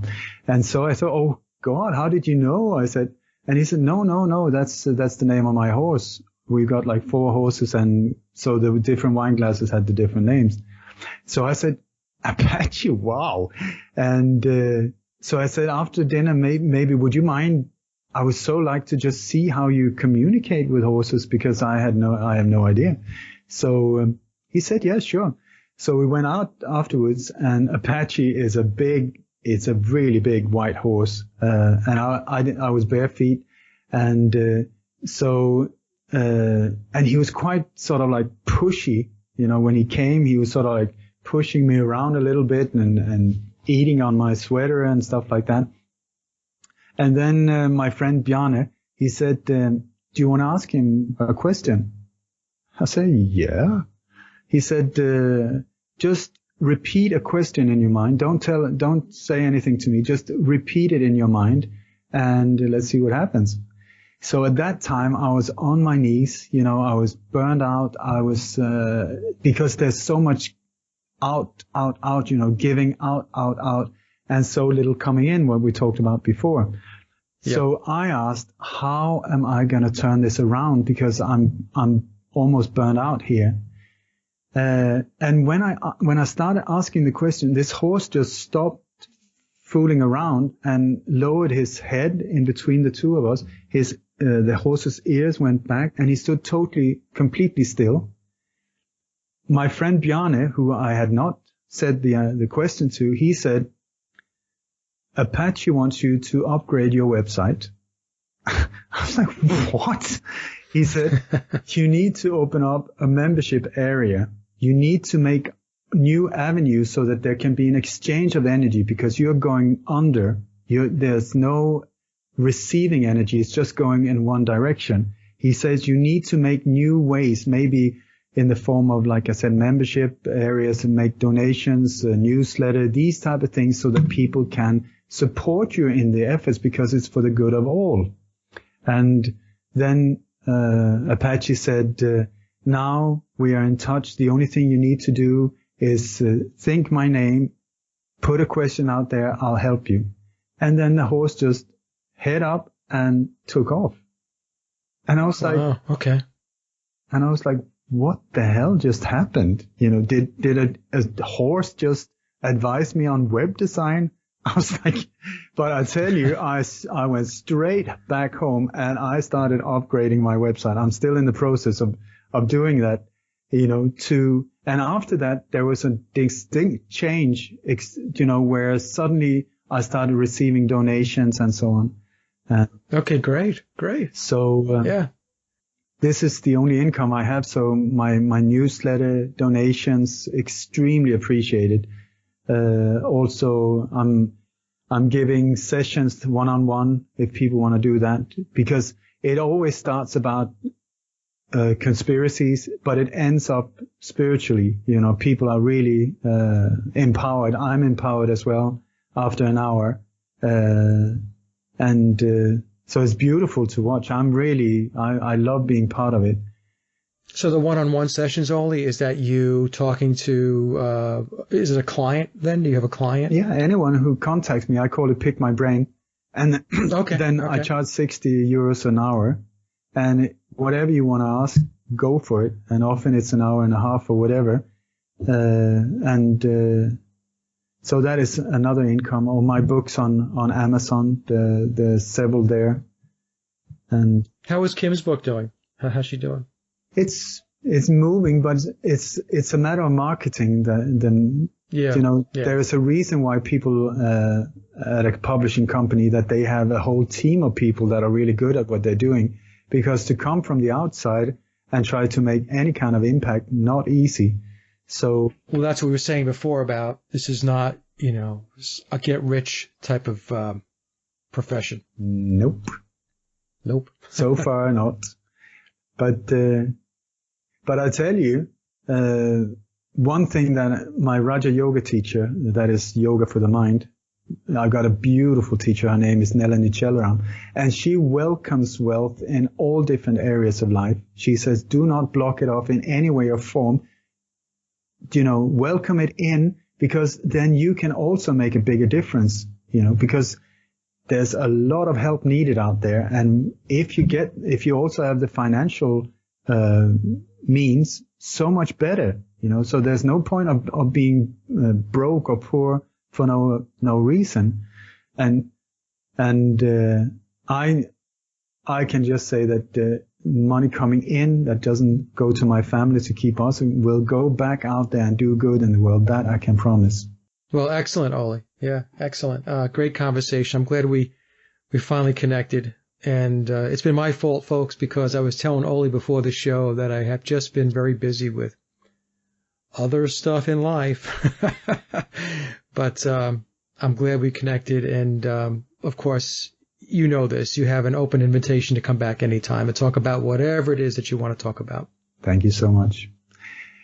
My website is lightonconspiracies.com.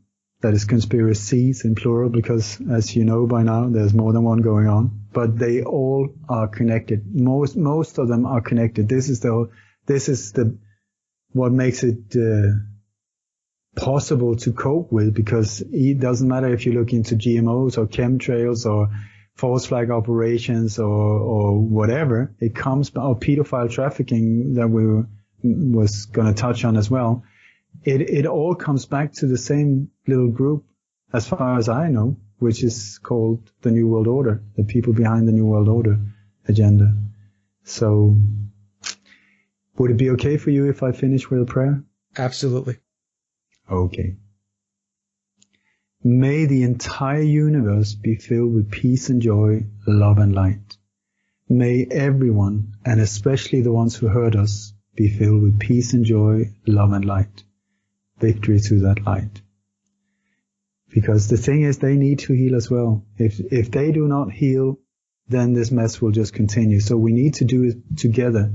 And I think when you look at, especially after when the apartheid regime went down, when they had the Truth and Reconciliation Committee that went around making former torturers and victims meet, former police, ANC members meet and heal. I mean, I've seen examples of how former enemies are now working side by side, and so it's beautiful to see. So